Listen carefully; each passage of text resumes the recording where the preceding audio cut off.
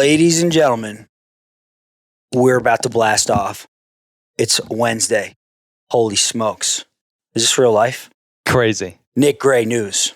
Nick Gray, author, entrepreneur, is in the house. Pivotal Moments podcast. Dude, this is something else. I'm excited to be here. Thanks for inviting me. Austin, represent. Do you do a lot of ones where it's like in person? Yeah. Okay, cool. All nice. in person. Oh, really? Yes, thankfully. Nice. Yeah. That's great. I like that, actually. I think it's a different vibe, so that's cool. Yeah, we've done the online thing, and yeah, the vibes just aren't really all that electric, for lack of a better term. Sure. I don't blame you. Wow. So let's kick it off, shall we? The listeners want to know. Okay. What's your story? No wrong answer. Okay. All right. I like that.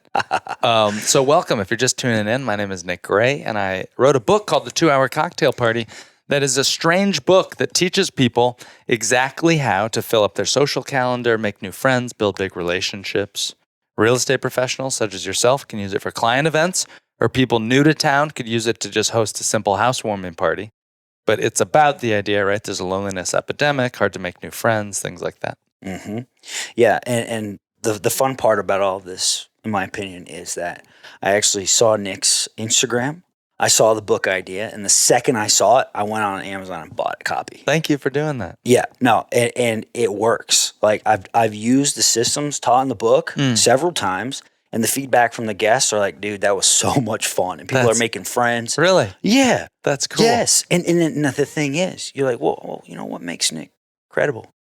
What makes Nick credible? Right.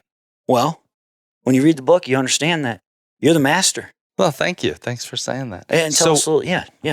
When you hosted a party, what did you notice from it, or what did you use from the book? Like what pieces? Okay, yeah, the little sign-in thing in the front door. Nice. Okay, good. Name tags. Love it. Name tags with a fun little thing on there. Oh, nice. What'd you do? Yeah, I think a book we're reading. Really? Yeah, that was one pretty example. Cool. And then for the icebreaker, breakfast food. Nice. Yeah.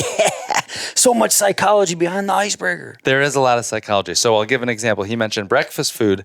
It's a green level icebreaker. The one I like to ask is, what's your name? What do you do for work? I think everybody should say that. We can talk about why that's important. Yeah. But what's one of your favorite breakfast foods? And that is a good icebreaker to use at the beginning of a party when there's not a lot of rapport built up and when people are, they're a little shy. They're a little introverted. They haven't been hanging out.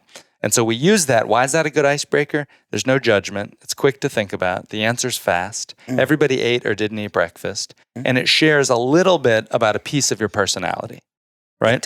So that's good at the beginning of the party. Yeah. And then later on, we do an advanced icebreaker. But I like the breakfast one, which for me, by the way, one of my favorite things for breakfast. I'm on this, I don't know, it's kind of the bulletproof coffee thing. Did you ever go through that phase?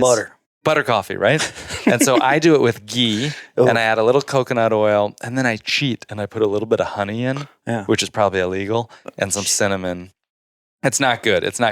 But I do that. And then I also like, I don't know, I like to go to Costco because I'm cheap, and I love Costco. And so I buy these like microwave egg bite things that are great. Yeah, they're like the Starbucks things. Right. Yeah. And so I buy those, and I'll put up in the microwave. I'll have them around 10 or 11 o'clock. But that's my like go-to breakfast these days. What do you do? Oh, my go-to breakfast. This morning I had steak. Really? Yeah, I cooked it on the grill. What time were you cooking that on the grill? Like 7 a.m. I was cooking steak on the grill, man. You're the second person I've heard that does this beef for breakfast sort of thing. Oh, man. You want to get fired up and in the zone? Right? Dude, I feel like a raging bull. Yes. Right? That's the way to do it. I've been doing burgers occasionally for lunch. So after the coffee, I'll do 2 lettuce wrap burgers from Pete Terry's here in Austin. Lovely. It's great. They make lettuce wrap. Have you ever had the lettuce wrap burgers? Yes. There? It's pretty good. And the veggie patty. Oh, I haven't tried that. You're trying to double up? You want like a salad and a sandwich? Really? Go with the veggie patty. I should do the veggie patty. Be like, all right, give me the double burger, add a veggie patty on. Yeah. It'd be enormous. It's amazing. I like that.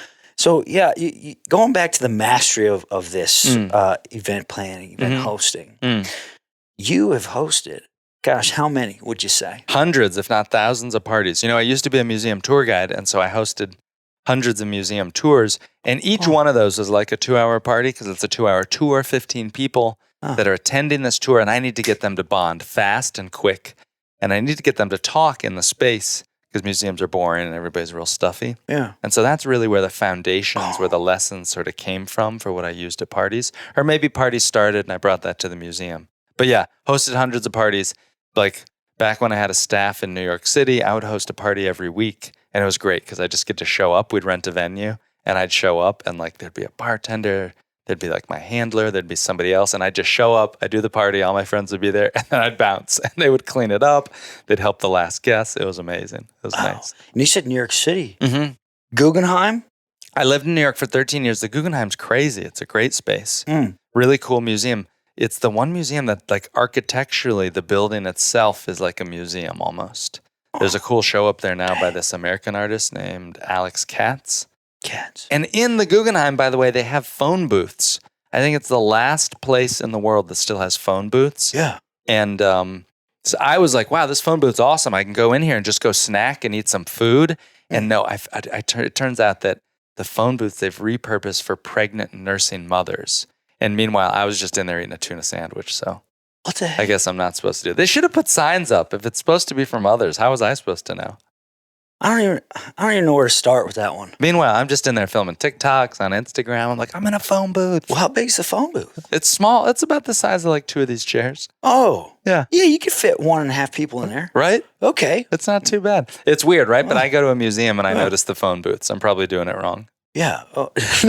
No, the phone booths are a piece of the art. It is, right? Yeah, it's history. It's unique. It's unique. So you've done a lot. You've accomplished a lot. At least through the lens of an outsider like myself. Okay. Okay. Yeah. And, so tell us a little about the journey to get where you are today. You know, has anything derailed you so much to where you almost said to yourself, you know what? I don't know if this is for me.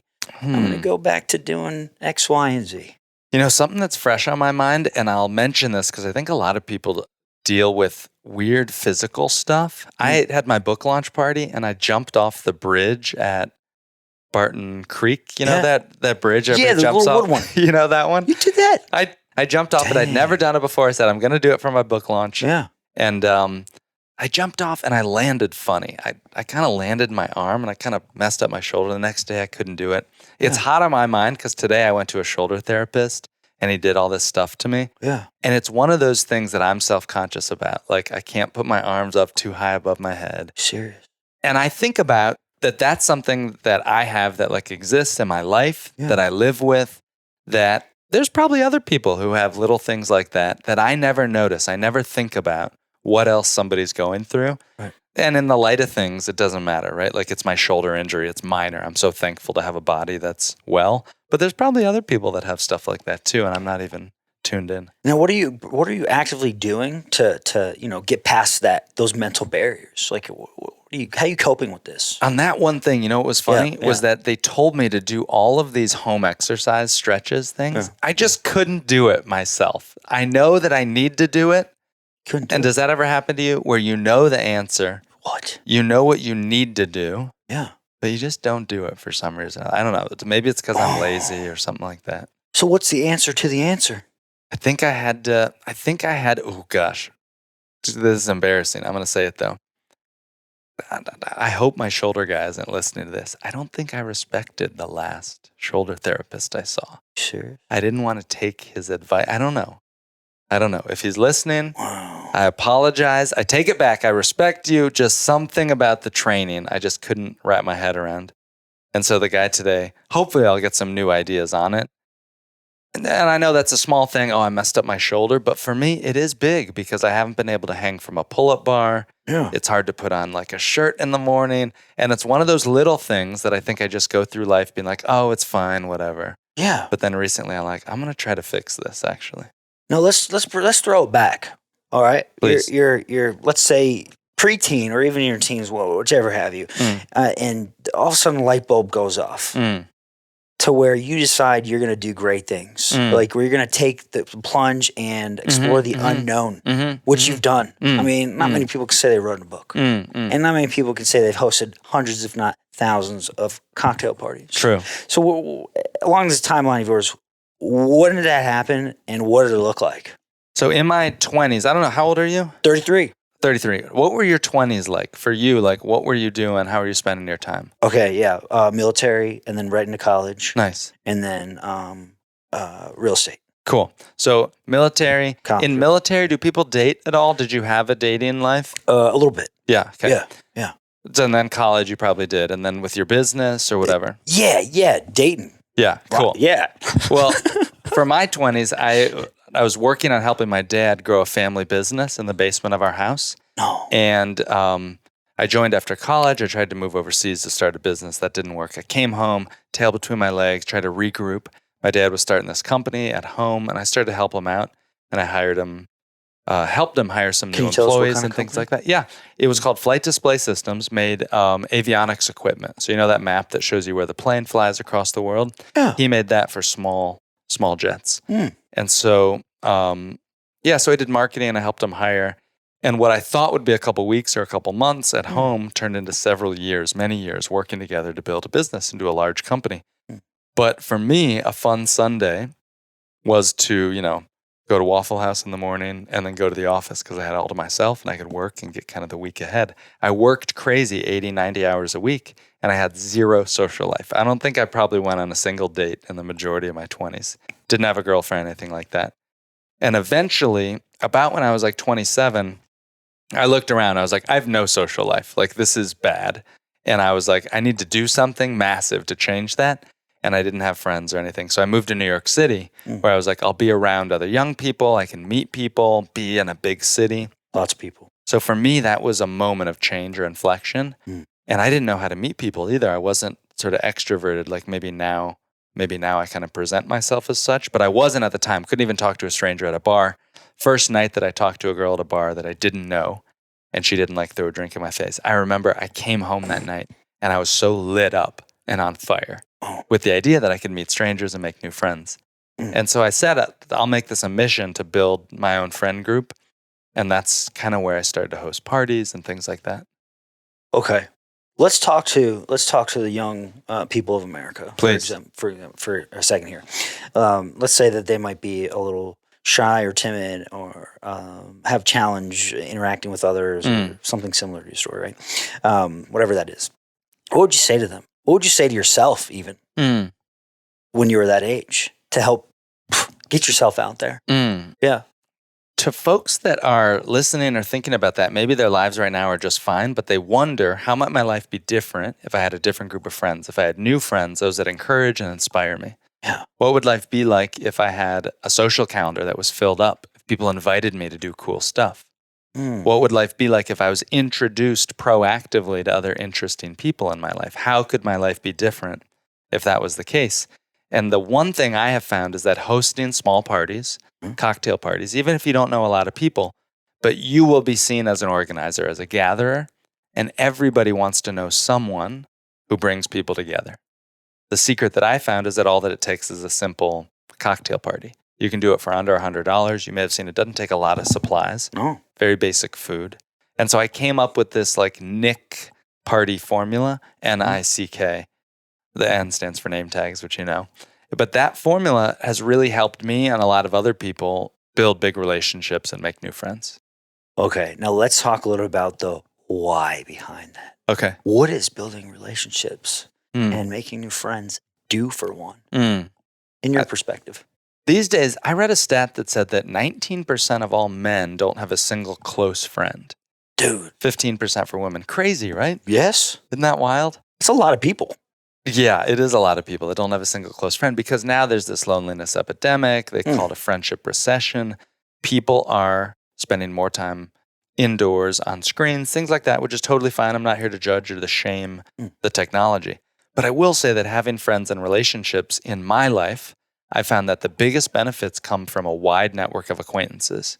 Being invited on a podcast like this, meeting interesting people, going to cool social events, comes through a healthy network of acquaintances who can introduce us to new job opportunities, businesses, romantic partners, things like that, all come about through that network of acquaintances. So if I were to encapsulate this in one word, would it be access?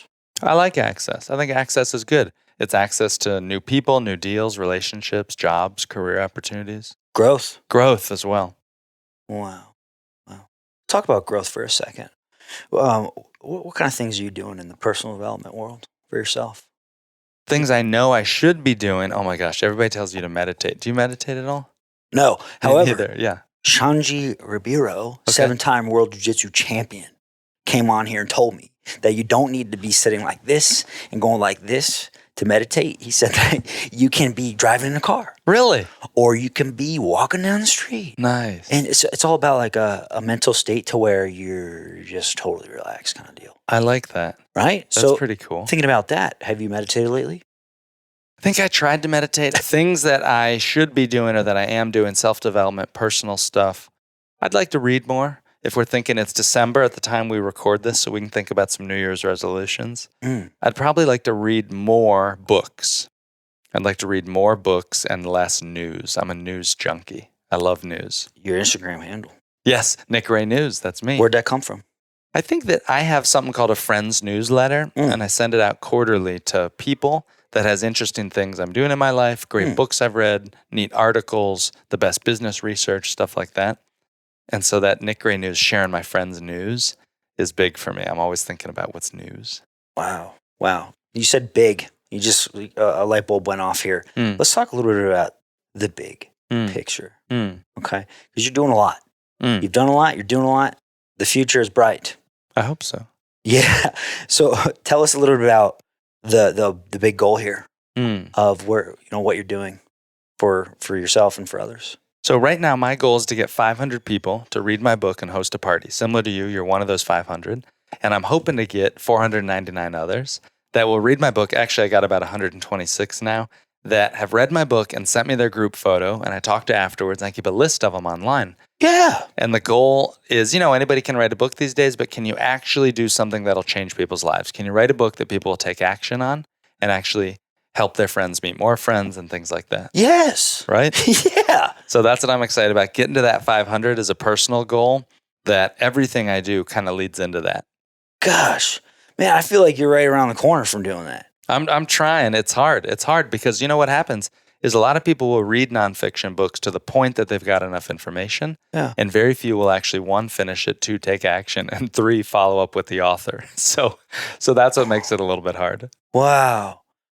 So, I'm going to pat myself on the back because I followed up with the author and everything. Yes, and now we're here, right? I can't tell you. That is a very special thing I'm thankful for. So cool. It is. All right, so once you get to the 500, right? Because I feel like you're going to smash through that. Fingers crossed. No wrong answer. You might not know. What's next? What happens next? So for my last business that was called Museum Hack, we did renegade museum tours at the biggest, best museums in America, where we would hire people like stand-up comedians and Broadway actors to be the tour guides, right? It's fun. So they'd give very fun tours about the art, the juicy gossip, how much things cost, stuff like that. Yeah. I built that business through years of just doing it for fun, for free, for my friends. Similarly, I think I'll spend a year or two trying to get to that 500 party hosts thing, and I'll figure out how can I really add more value to people? What are the pain points? Whether it's helping businesses host conferences, do new employee orientation, networking groups, things like that. Someone told me recently, they said, there's not a lot of money in conferences, but there is good money in trade shows. And I'm a nerd. I love trade shows. And I think that trade shows are something I'm interested in. Who knows? I'll figure that I'll spend a year or two trying to help people with their parties. Yeah. And I'll figure out what lights me up, what I'm excited about next. Wow. Yeah, I think there's a plethora of opportunities from what you've created already. A lot of different avenues you can go down. So I can't wait to see what that looks like. Yeah. Now, I had a question about your upbringing. Please. Yeah. Where'd you get the entrepreneurial spirit from? Oh, I got the entrepreneurial spirit from my dad for sure. And both my parents were in the Air Force. I was born on an Air Force base myself. Yeah. They left the service about a year after I was out, and my dad went into private business stuff. And he always had a job because he had to kind of provide for the family, but on the side, he's like a mad scientist trying to create these new businesses. That's fun. And so growing up, like I was starting lawn care companies, web hosting, web design, things like that. So I was always doing web stuff, and computers for me really enabled me to find that entrepreneurial endeavor, I think. Now that takes a lot of guts, Mm. okay, to get out there, start your own thing, be an independent contractor, business owner, stuff like that. Mm-hmm. How do you overcome those fears involved with stuff like that? Hmm. Let me think about that, because you're asking, how do you overcome those fears?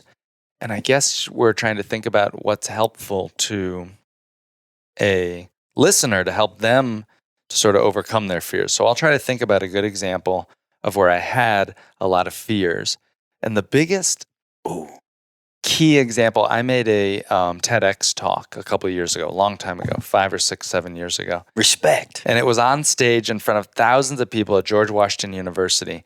And I remember going up for that talk. I was in the green room like, Dude, oh my because God. for me, it felt like a make or break thing. It was like, if I can nail this, this is going to live on the internet forever. And it was something really stressful. And I kind of went into this like total blackout almost, where like I don't remember exactly getting on stage. I'd practiced and rehearsed it so many times. Yeah. And so what I would say was really helpful, because I was a tour guide, I gotten to give pieces of that speech so often, and the speeches and the laugh lines. And so the number one piece of random advice that I could give to somebody is that I have talked to many people that are on their way to building a TED Talk or a journey. Mm. And the thing that helped me was telling those stories and those speeches so many times ahead of time. And so it sounds silly, but if I could advise anything, it's just really practice your speech as many possible times. Practice it for friends, meet people at a bar, ask them, hey, can I practice this? I'm going on stage. I just need 5 minutes to do this one section. And stuff like that, for me, help build that speech into a muscle memory. So in that moment of fear, of near blackout panic, I was able just to go on autopilot. That's nuts. It was cool. So you won in the preparation. I think so. Exactly. In that the particular preparation. instance. Yep. Oh my gosh. So, wow, what a fun ride you've was been cool. on so far. And what gets you excited these days outside of entrepreneur, outside of business? What really lights you up? I love talking to people the day after they host their first party and hearing them and that success and accomplishment that they have, where they feel like they leveled up in a life skill. Yeah. I get lit up by meeting other entrepreneurs like yourself, meeting new people. Have you ever met somebody recently that just lights you up, that just gives you that feeling of like, wow, they are so different. They look at the world so differently. Yeah. This guy. Yeah, nice. Behind the camera, behind the And you. microphone, for those that you're and listening my other business to. partners, I'm surrounded by them. Right? Let's go. That's awesome. Yeah. No, but yes. Keep going. And being surrounded by those types of people is very exciting. I like that. So I do think about that idea of, we are the sum of the 5 people that you spend the most time with. And so thinking about those people and being more careful of who I spend time with is something that lately I've been more motivated by. What else? I love doing my personal blog. I love doing personal publishing. I'm practicing with short form video, things like that. No, that's fun. And what do you do for Nick time? For me time, my guilty pleasure is sometimes I'll watch YouTubes. I'll watch some videos online. What's me time? I love green tea. I love green tea more than anything. And so I drink this specific type of Japanese green tea. I've been thinking about going out to Hawaii. I want to go to New York City more. So I was in New York a couple weeks ago. And I love, my favorite type of food is this thing called Chinese hot pot. Have you ever had Chinese hot pot? I don't think so. It's basically like a stew that you mix yourself. It's a social thing. And we're here in Austin recording this. And there hasn't been a Chinese hot pot place here in Austin yet. But a new one just opened about 15 minutes north of downtown. Yeah. So I cannot wait to go check that out. What's the name of it? I think it's like Hot Pot or something. Hot You can Pot. find it online. Just I'll search it Google for it. Hot Pot. Oh, man, that sounds good. Yeah, it's really good. So you like food? I like food. I like tasty food. Yeah. Yeah. Oh, my gosh. And I see you brought some stuff over here. I brought a notebook. I brought a copy of my book in case I have any little notes I want to write down. What kind of notes you got in that book? I carry this notebook around with me all the time. And the reason that I carry a notebook is that if somebody says something interesting, I try to write it down in the notebook. And why I don't write it down on my phone is that if I open my phone, I'm going to see a message. I'm going to get a notification. I'm going to see something that'll take me out of that present moment. And so by writing it down, it keeps me a little more focused and in state. Versus if I'm trying to send myself an email on the phone, something's going to take me out of it and I'll get sidetracked. Yeah. I'm not too good with paying attention. And it says Capital Camp on it. Capital Camp, yeah, that's a cool event that I went to. Where is it? Capital Camp was held in Missouri, and what was interesting about Capital Camp was the guy probably spent, I think we had to pay $9,000 for our tickets to go to Capital Camp. The guy probably spent $8,000 of that $9,000 on the food. And it was the craziest food, like, caviar and the craziest mussels flown in from Spain. He's a total foodie himself, and he just went all out on the food. It was wild. That sounds pretty fun. And what did you learn at Capital Camp? That was cool. Capital Camp is interesting. They bring together investors and entrepreneurs, and I met some really cool people there. That's cool. I think the people that I connected with and got to meet firsthand was like, for me, that's the best thing. You go to a conference like that and you meet one or two people that can make it worthwhile. And speaking of meeting people, I always ask this question. Who do you want to meet that you haven't met? Good question. Who would I like to meet? They're alive. They got to be alive. Yeah. Yeah. Someone that has to be alive. So one thing that I don't want to meet, someone I don't want to meet with someone would be that when somebody says to me, oh my God, Nick Ray, you have to meet my friend. They remind me just of you. You are so similar to them. And I say, why would I want to meet that person? I don't want to meet myself. I want to meet people that are different than me, right? Yeah. So I like meeting like other types of people. Good point. There's a guy whose name is Sam Korkos who runs a company called Levels Health. They do these blood patch monitors to help manage your blood levels. Connects to your phone? Yep. Okay. Sam is one of the most inspiring. I've met him and I've hung out with him, but it's a story to say that I like to meet people like him. He's one of the most dedicated and organized business owners and entrepreneurs. He has 6 personal assistants who work just for him full time. Yeah. To show the scale of like how he grows and scales his business. And he's also very thoughtful and present, hosts incredible dinner parties. So I like to meet other people that are hosting, that are gathering people to learn about their little ideas and their modules for what to do when you bring people together. Where's he live? Sam lives in New York most of the time. He just opened an office here in Austin. So he might be coming here. He could be coming here. And I've met him before. He's a good guy. Oh, you met him before? But I'm thinking like that's the type of person that I want to meet is people like Sam that are doing that type of stuff. I can't think of a specific person. I'm sure there's great folks that I'd love to meet. Just nobody comes to mind offhand. So people like him. Yeah. Okay. Now let's say somebody listens to this podcast 150 years from now. Right. And you want to send a message to that person to perhaps help them in one way or another. Curious to know what you would say to them. I talk to a lot of people and I tell them that, to host a gathering, I think hopefully we'll still be gathering in person 150 years from now. To host a gathering, you don't need expensive food or fancy decorations. You can do it with what I call the MVP, the minimum viable party. What's the easiest way that you can bring people together to gather? And I think 150 years from now, people will still want to gather. And I'd encourage them, don't think you need to serve food. Don't think you need to have a fancy bartender. You are enough, You can just bring people over for the idea of meeting other people. So it's probably a good idea. I'm almost guaranteed and willing to bet that they won't regret hosting a party. Wow. That's fired up. That is fired up. You're very clear on that. Yeah, I think so. You know something? We just went through an exercise today with our cameraman here, Eli. His life's definite purpose exercise. Nice. Because I feel like a lot of people go through life and aren't really sure what they're meant to do. Yes. You seem like you've got clarity on that. And that's empowering. Thank you. Thanks for saying that. Yeah. Thanks. I got that one number. I got that one thing. I love it. Yeah, the one thing. That's right.